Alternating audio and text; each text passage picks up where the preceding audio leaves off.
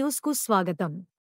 భారతదేశ ప్రధాని నరేంద్ర మోడీ గారు మూడోసారి భారతదేశానికి ప్రధాని అవుతున్న సందర్భంగా అనంతపురంలో టవర్ క్లాక్ దగ్గర బీజేపీ నాయకులు అందరూ కలిసి చేసి సంబరాలు జరుపుకున్నారు.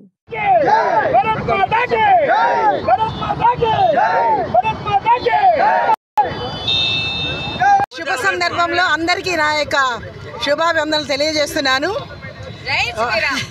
జై శ్రీరామ్, భారత్ మాతా की జై. నరేంద్ర మోడీ గారి నాయకత్వం వర్ధిల్లాలి. జై జై. ముఖ్యంగా కొందరు ఏమంటున్నారంటే సీట్స్ తగ్గినాయి అంటున్నారు. కానీ 10% అనేది అటు ఇటు ఫ్లక్చుయేషన్స్ ఉండొచ్చు. కాకపోతే ఒకటే, గాలికి తగ్గడము ఎక్కడం అనేది మామూలు పొరపాటు జరిగేదే. ఒకటే మనం గుర్తుంచుకోవాలి, మోడీ గారు వేసినది పేక మేడల ఫౌండేషన్ కాదు, ఇది కాంక్రీట్ అన్నమాట, గట్టిగా నిలబడేది. ఒకటే నేను చెప్తున్నాను, చదువుకున్న వాళ్లకు ఆ తర్వాత కొంచెం విజ్ఞానం ఉన్న వాళ్ళు తప్పనిసరిగా బీజేపీకే ఓటు వేస్తారు, బీజేపీని సపోర్ట్ చేస్తారు. ఎందుకంటే దేశభక్తి అనేది చాలా ముఖ్యం. మన దేశాన్ని మనం రక్షించుకోకపోతే ఇంకెవరు రక్షిస్తారు? కాబట్టి భారతీయుడు, నిజమైన భారతీయుడు అయితే తప్పనిసరిగా బీజేపీనే సపోర్ట్ చేస్తాడు, చెయ్యాలి కూడా. ఇప్పుడు ఇంకొకటి చెప్పబోతున్నాను. బీజేపీ వాళ్ళు చేస్తున్న ప్రతి ఒక్క కార్యక్రమం, ప్రతి పథకము అందరికి అర్థం కావాలంటే చదువుకున్నవాడై ఉండాలి, దేశభక్తి అయి ఉండాలి, విఘ్నుడై ఉండాలి. అలాంటి వాళ్ళకి అర్థమవుతుంది. కేవలం రాజకీయం చేసే వాళ్ళకి ఇది అర్థం కాదు, అర్థం చేసుకోరు కూడా. కేవలం రాజకీయం కాదు, ఇక్కడ దేశంని పటిష్టంగా ఉండాలి, ఇతర దేశాల్లో దేశాన్ని ఉన్నతంగా నిలబెట్టాలనేది మన యొక్క మోడీ గారి అభిప్రాయం. మన భారతీయ జనతా పార్టీ యొక్క మెయిన్ ధ్యేయం అన్నమాట.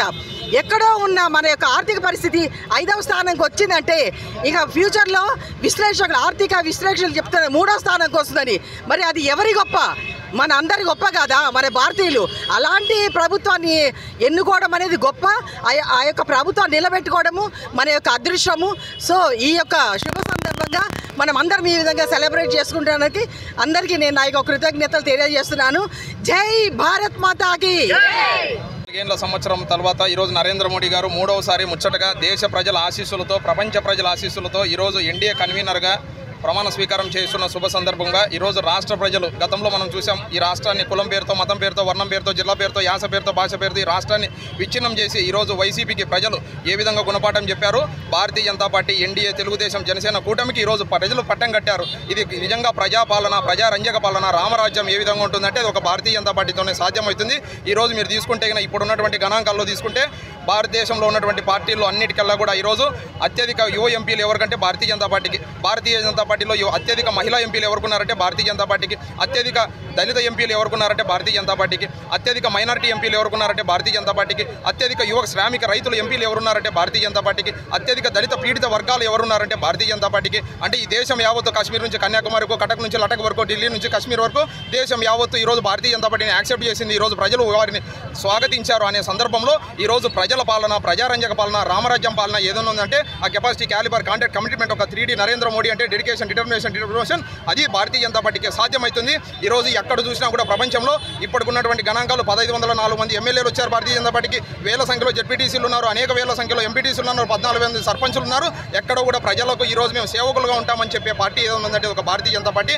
అదేవిధంగా సైకిల్ జోరు పెరిగింది, అదేవిధంగా కమలం వికసించింది, గ్లాస్ ఈరోజు పదునెక్కింది అని చెప్పడానికి ప్రజారంజక పాలనే ఎన్డీఏ కూటమిలో భాగంగా ఈరోజు భారతీయ జనతా పార్టీ ముందుకెళ్తుంది. రాబోయే రోజుల్లో ప్రజలకు మరింత చేరువుగా సేవకులుగా ఉంటామని చెప్పి అనంతపురం జిల్లా శాఖ తరఫున ఈ కార్యక్రమంలో పాల్గొన్నటువంటి, అదేవిధంగా ఈ ప్రజా ప్రభుత్వానికి సహకరించినటువంటి అనేక కూటమికి నిజాయితీగా పనిచేసినటువంటి ప్రతి కార్యకర్తకు భారతీయ జనతా పార్టీ జిల్లా శాఖ తరఫున శిరస్సు వంచి నమస్కారం చెప్తూ భారత్ మాతాకి, భారత్ మాతాకి, భారత్ మాతాకి.